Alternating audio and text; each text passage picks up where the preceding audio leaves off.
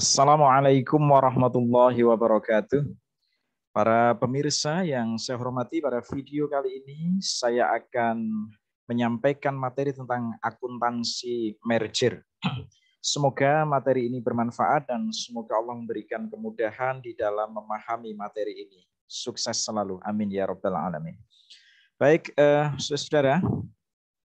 Jadi kalau kita mengulang tentang bentuk penggabungan usaha berdasarkan sisi legal, itu ada merger, konsolidasi, dan akuisisi. Ini ada di materi video saya yang lain ya tentang konsep penggabungan badan usaha. Nah, fokus pada video kali ini adalah tentang merger. Jadi merger itu kalau di Undang-Undang PT memang tidak dikenal dengan istilah merger, tetapi dikenal dengan istilah penggabungan. Demikian juga konsolidasi di Undang-Undang PT juga tidak ada, adanya adalah peleburan. Ya. Penggabungan atau merger itu adalah perbuatan hukum yang dilakukan oleh satu perseroan, ya, atau lebih untuk menggabungkan diri dengan perseroan lain yang telah ada yang mengakibatkan aktiva dan pasiva dari perseroan yang menggabungkan diri beralih karena hukum kepada perseroan yang menerima penggabungan, dan selanjutnya status badan hukum perseroan yang menggabungkan diri berakhir karena hukum. Jadi ada yang menggabungkan diri, ada yang menerima. Nah, perseroan yang menerima itulah perseroan yang masih eksis ya. Nah, untuk memudahkan pemahaman itu, kita bisa lihat dari pengertian ini bahwa merger adalah penggabungan beberapa perusahaan dengan jalan pemilikan langsung oleh salah satu perusahaan terhadap perusahaan lain yang bergabung. Sehingga proses merger itu menjadikan salah satu perusahaan yang bergabung tetap bertahan dengan identitas perusahaan tersebut. Perusahaan lain yang bergabung dibubarkan. Contoh, Bank Permata, Arta Media Bank, Bank Patriot, Bank Universal, dan Prima Express Bank menjadi satu dengan nama Bank Permata. Di sini ada Bank Permata, menjadi Bank Permata. Ada satu yang masih eksis. Kalau digambarkan seperti ini. Ya, seperti ini. Jadi perusahaan Persada, Nusantara, Sejahtera, ya. Ini yang Nusantara dan Sejahtera melebur menjadi Persada, menjadi Persada. Jadi semoga jelas ya konsep ini. Nah, merger itu pada dasarnya merupakan pembelian. Ya. Jadi pembelian atas sebuah perusahaan, di pembelian atas sebuah perusahaan. Jadi membeli perusahaan. Ya. Perusahaan yang melakukan merger itu membeli satu atau beberapa perusahaan yang akan dimerger dengan instrumen alatnya bukan berupa uang, tetapi alatnya berupa saham sebagai pengganti saham perusahaan yang dibubarkan. Ya. Pembelian satu perusahaan pada dasarnya sama dengan pembelian aset tertentu, membeli mobil, membeli tanah sama. Ketika aset atau perusahaan dibeli, maka sesuatu atau nilai pengganti akan diberikan sebagai ganti hak kepemilikan yang diserahkan oleh pemilik aset atau perusahaan yang dibeli. Jadi ada sesuatu yang diberikan kepada pemilik aset, kepada pemilik perusahaan. Saya beli mobil, mobil saya terima, uang saya berikan kepada yang punya mobil. Itu kalau beli mobil. Sekarang yang saya beli itu perusahaan. Maka aset utangnya perusahaan saya ambil, sebagai gantinya ini tidak saya beli dalam bentuk uang. Saham saya berikan kepada yang punya perusahaan itu, yang punya perusahaan itu. Nah, saya berikan sehingga yang punya perusahaan itu sekarang menjadi pemilik perusahaan yang saya miliki. Semoga nggak bingung ya. Semoga nggak bingung. Baik. Jadi ini tadi seperti yang saya sampaikan, PT Persada, PT Nusantara, PT Sejahtera, ya, lalu bergabung, ya, menjadi PT Persada. Jadi PT Nusantara dan PT Sejahtera dibubarkan. Awalnya begini, menjadi begini. Nah, intinya konsepnya adalah aset dan hutang PT Nusantara dan PT Sejahtera diambil alih oleh PT Persada. Sebagai gantinya, diterbitkan saham PT Persada untuk menebus aset dan hutang tersebut. Saya kira kalimat ini clear. Saya ulang. aset dan hutang PT Nusantara dan PT Sejahtera diambil alih oleh PT Persada. Sebagai gantinya diterbitkan saham PT Persada untuk menebus aset dan hutang tersebut. Ya. Baik. Ada beberapa konsep yang perlu dipahami di dalam akuntansi merger ini. Yang pertama adalah konsep nilai wajar atau fair value dari aset bersih. Aset bersih tahu ya, aset bersih itu adalah aset dikurangi kewajiban, aset dikurangi utang, itu aset bersih. Nah, maka pengertiannya adalah selisih antara nilai wajar total aset berdasarkan penilaian oleh lembaga atau tim appraisal, tim penilai, dikurangi dengan total kewajiban. Singkatnya, aset bersih, nilai wajar aset bersih adalah nilai wajar aset dikurangi utang, dikurangi kewajiban. Yang kedua, biaya perolehan atau harga perolehan atau cost dari merger.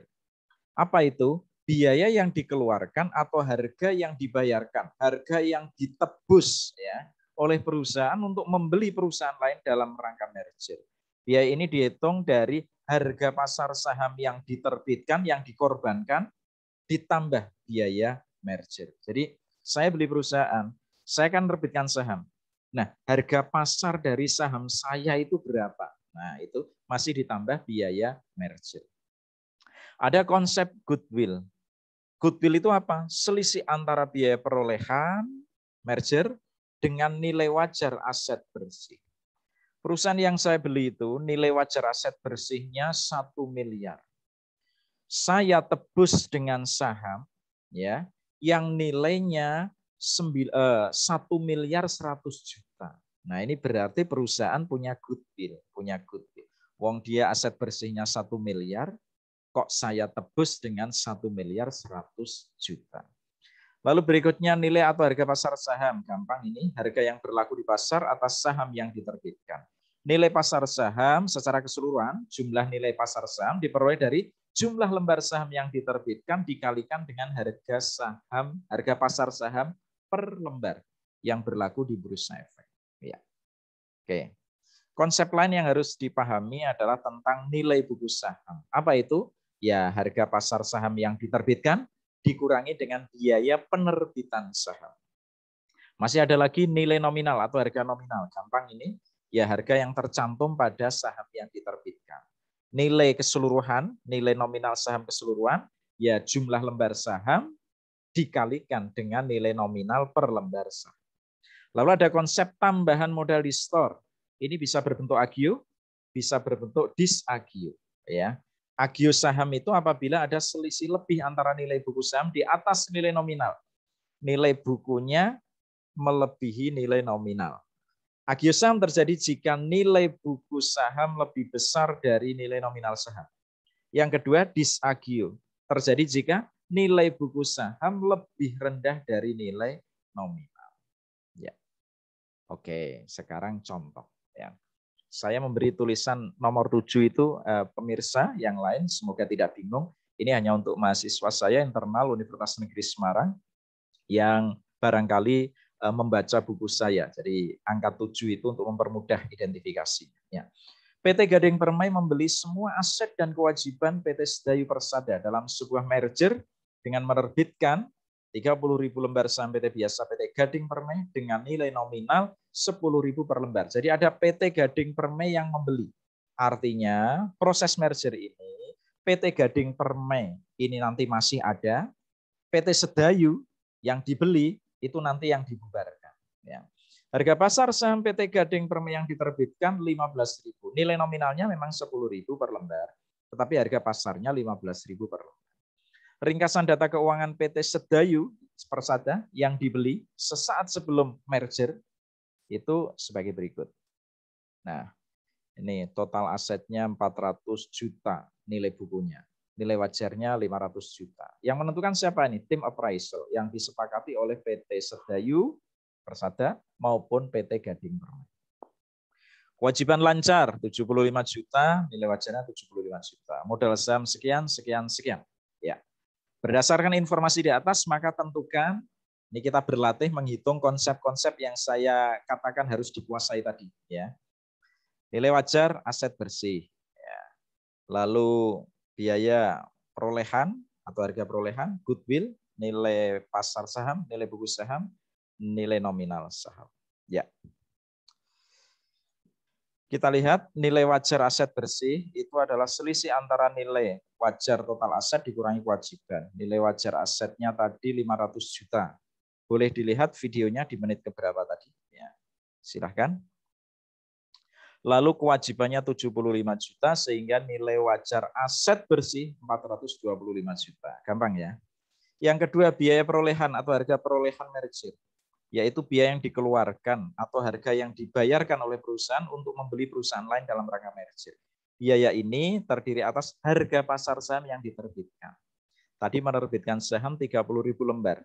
Harga pasarnya, harga pasar 15.000. Berarti 450 juta biaya mergernya. Ditambah biaya merger kalau ada ya, karena ini di contoh tadi tidak ada biaya merger, berarti cost atau harga perolehan merger adalah 450 juta.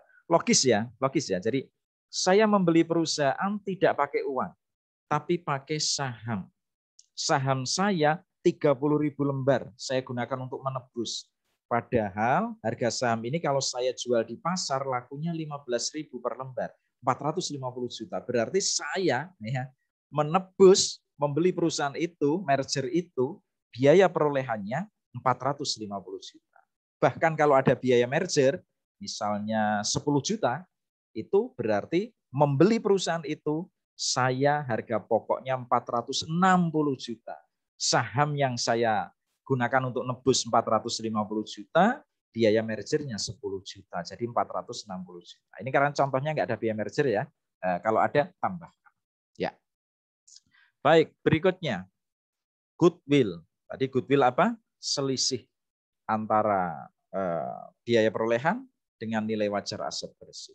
Nilai wajar aset bersihnya 425 ya itu ya. Dari pertilan aset dikurangi kewajiban, dikurangi utang, itu ketemunya 425 juta. Lah kok saya beli dengan angka 450 juta? Berarti perusahaan itu punya goodwill, punya aset yang tidak berwujud. Sebesar berapa?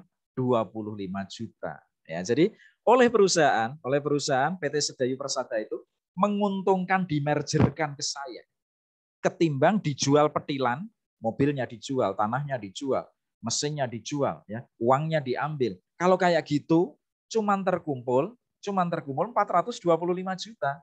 Tadi penilaian dari tim appraisal yang independen itu. Maka dia punya goodwill. Ketika pertilan itu 425 juta, tetapi ketika dia mengumpul jadi sebuah perusahaan PT Sedayu Persada, saya mau membeli dengan angka 450 juta. Itu namanya perusahaan punya goodwill. Yang keempat, nilai pasar saham tadi sudah jelas ya, 30.000 kali 15.000, 450 juta. Nilai buku saham merupakan harga pasar dikurangi dengan biaya penerbitan saham.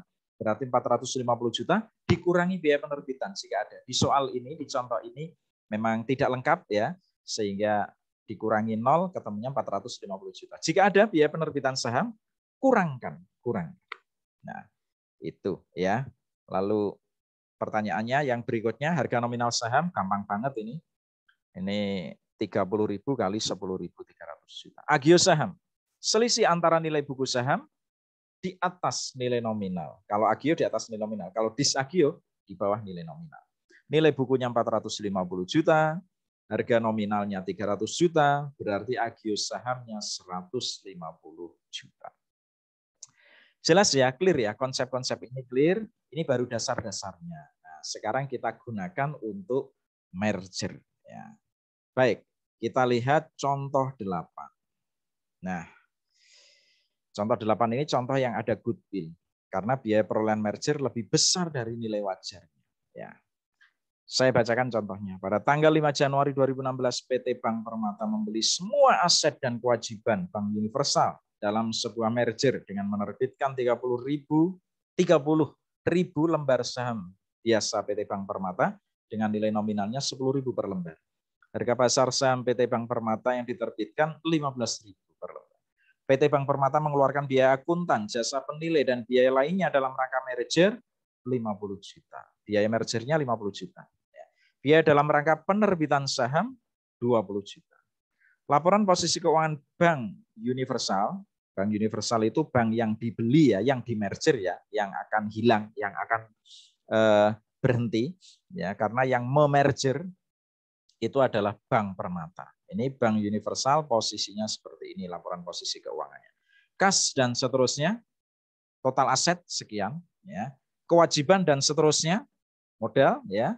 Lalu total kewajiban dan ekuitas sekian.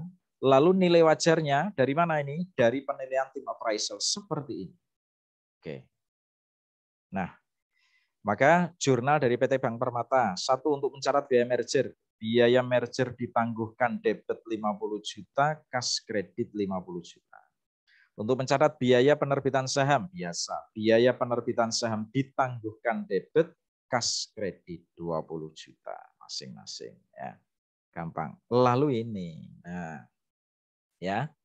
Jadi aset dan kewajibannya PT Bank Universal diambil alih. Maka PT Bank Permata akan menerima uangnya. Walaupun secara teknis bisa saja uangnya tidak diberikan ya, tapi ada hitung-hitungannya. Tapi ini asumsinya adalah semua yang ada di laporan posisi keuangan diambil alih. Kasnya diambil alih oleh Bank Permata, maka PT Bank Permata kasnya bertambah. Piutangnya bertambah, persediaannya bertambah, tanah bertambah, bangunan bertambah, peralatan bertambah. Goodwill-nya jangan dilihat dulu. Saya bahas nanti. Ya. Kewajibannya bertambah karena kewajibannya PT Bank Universal juga diambil alih oleh Bank Permata. Ya. Modal sahamnya nanti dilihat nanti. Ya. Lalu biaya merger ditangguhkan, kredit ditutup ya. Tadi kan biaya merger ditangguhkan debit ya.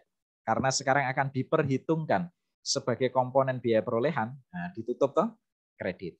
Biaya penerbitan saham, ini tadi juga digunakan sebagai komponen untuk menghitung nilai buku saham tadi ya, maka ini ditutup, dikredit ya. Tadi kan pernah kita debit, kita kredit. Nah, saudara, coba kita lihat modal saham biasa kredit 300 juta, betul ya, 30.000 kali 10.000.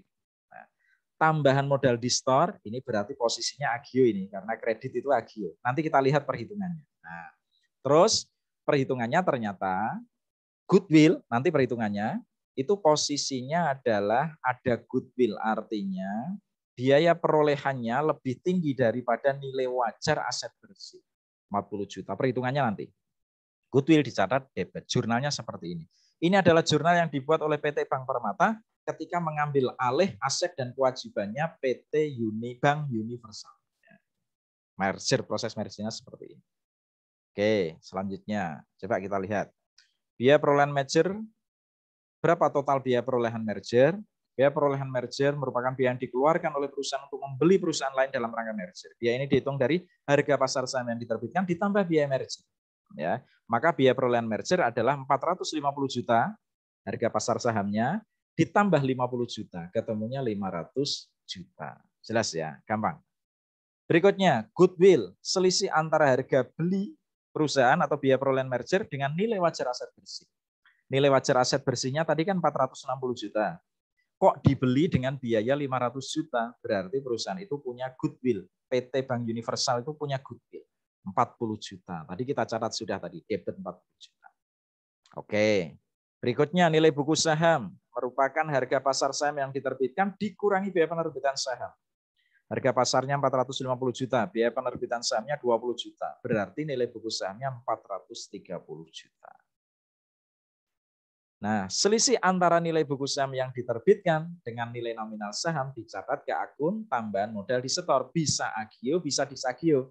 Sebagaimana konsep yang saya jelaskan di depan. Bisa berbentuk agio, bisa berbentuk disagio. Coba kita lihat. Nilai buku sahamnya 430 juta. Dari mana? Dari perhitungan sebelumnya, slide sebelumnya. Ya. Lalu nilai nominal sahamnya 300 juta. Berarti ada agio saham tambahan modal di setor dalam bentuk agio saham 130 juta. Agio tempatnya kredit. Ya, agio tempatnya kredit. Begitu gampang sekali. Ya. Nah, sekarang jurnal di PT Bank Universal, kurang lengkap ini. PT Bank Universal. PT Bank Universal itu adalah PT yang dibubarkan karena dimerger dengan PT Bank Permata. Apa yang dilakukan? asetnya dihapus, kasnya ditutup, kredit, piutangnya ditutup di kredit, persediaannya, tanahnya, bangunannya, peralatannya, termasuk apa? Akun-akun yang menyertai atau kontra akun dari aset itu. Apa itu? Akumulasi depresiasi juga ikut ditutup. Cadangan piutang kalau ada juga ditutup. Kewajibannya ditutup. Nah, lalu tadi yang saya sampaikan ya. Jadi semuanya ditutup, dapat saham dari Bank Permata itu 450 juta, 30.000 lembar kali 15.000 rupiah, 450 juta. Kita debit dulu, tapi nanti akan kita kredit. Kita debit itu kenapa? Perusahaan menerima saham dari PT Bank Permata. Nanti akan kita kredit. Kapan? Saat diberikan kepada para pemegang saham yang lama.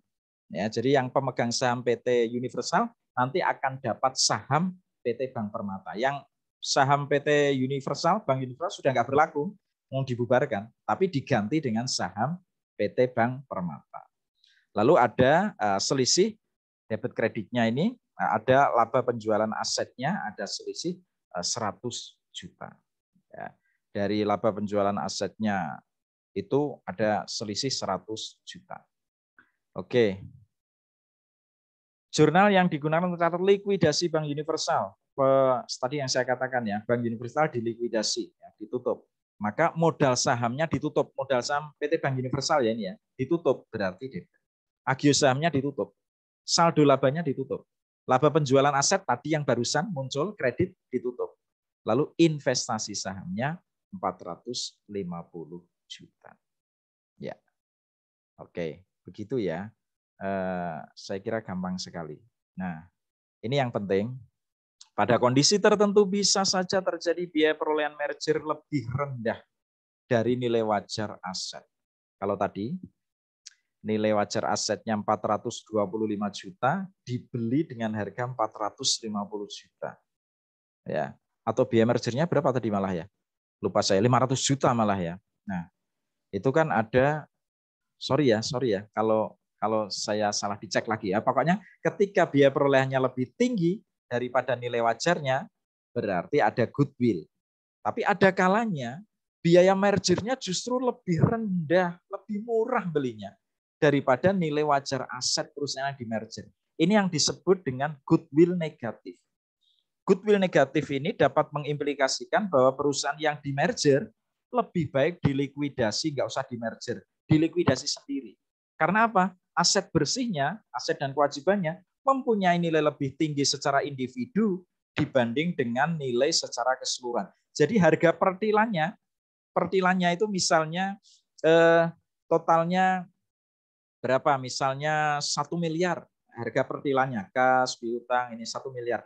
Lah kok di merger diganti saham dibeli dengan 900 juta. Ya rugi, tidak menguntungkan di merger. Ya lebih baik dilikuidasi sendiri, tidak usah di merger kalau kondisinya seperti ini, ya. Nah, tapi syaratan lain di sisi lain bisa saja goodwill negatif ini terjadi akibat proses merger merupakan merger dengan pembelian murah atau bargain purchase. Ya. Sudah terlanjur nyang-nyangan, kesepakatan tawar-menawar, akhirnya ketemunya harga itu. Wah, kalau tahu gitu kan saya likuidasi sudah nggak enak ya, toh sudah ada negosiasi dan seterusnya, ada aspek politik mungkin, aspek sosial, nah, akhirnya ya sudahlah di merger. Nah, walaupun sebetulnya rugi. Nah, begitu. Nah, untuk contoh yang goodwill negatif ini boleh dilihat di video saya berikutnya, video yang kedua. Ya, kalau ini akuntansi merger yang pertama, nomor 1. Di covernya ada tulisan 1. Nah, bisa disimak di akuntansi merger yang kedua. Demikian materi saya, semoga bermanfaat. Bagi yang belum subscribe channel saya, boleh subscribe channel saya. Terima kasih. Wallahul muwaffiq ila aqwamit thoriq. Wassalamualaikum warahmatullahi wabarakatuh.